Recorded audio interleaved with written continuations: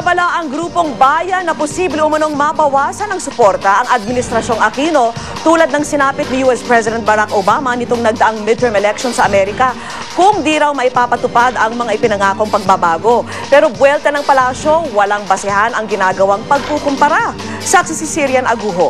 Starting today, we must pick ourselves up, dust ourselves off, and begin again the work of remaking America. Samahan ninyo ako sa pagtatapos ng labang ito. Tayo na sa tuwid na landas. Walang dudang parehong popular sa kani-kanilang bansa sina US President Barack Obama at Pangulong Noynoy Aquino. Ang isa, nangako ng pagbabago. Ang isa naman, pagtahak ng tuwid na landas. Pero matapos lang ang 2 taon sa pwesto, nahaharap ngayon si Obama sa malaking dagok.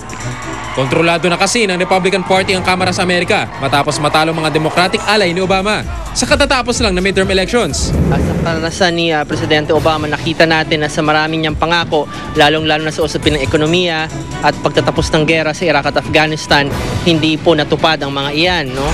At babala ng grupong bayan, posibleng ganito rin daw ang sapiti ni Pangulong Aquino kung hindi nito matutupad ang kanyang mga pinangako.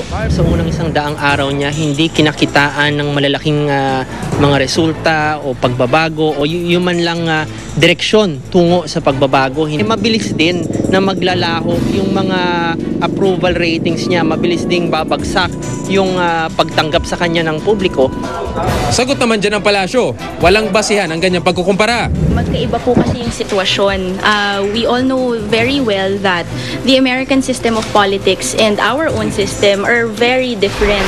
At kahit may kitisandaang araw na, masyado pa rin daw maaga ang pagtitimbang ng mga kritiko sa mga nagawa ng Administrasyong Aquino. It's too early. We are 4 months going into 5 into the administration.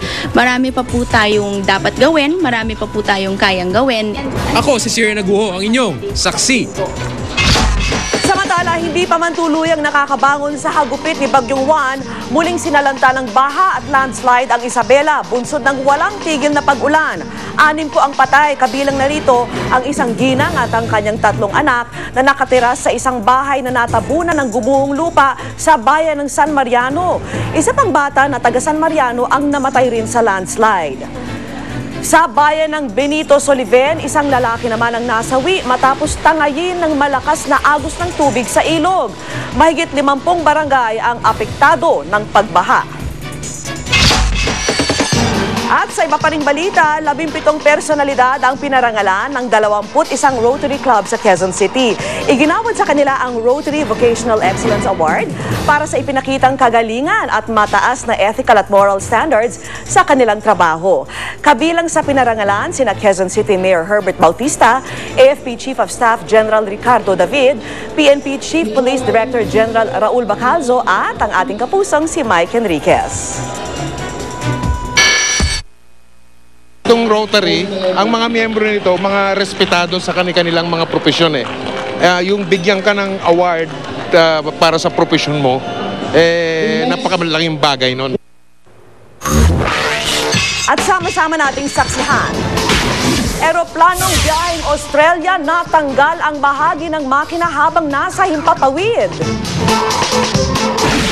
At higanteng photo mosaic ni dating Pangulong Cory, certified world record holder. Balitang hatid ng isang liga ng katotohanan sa sama-sama nating pagiging saksi.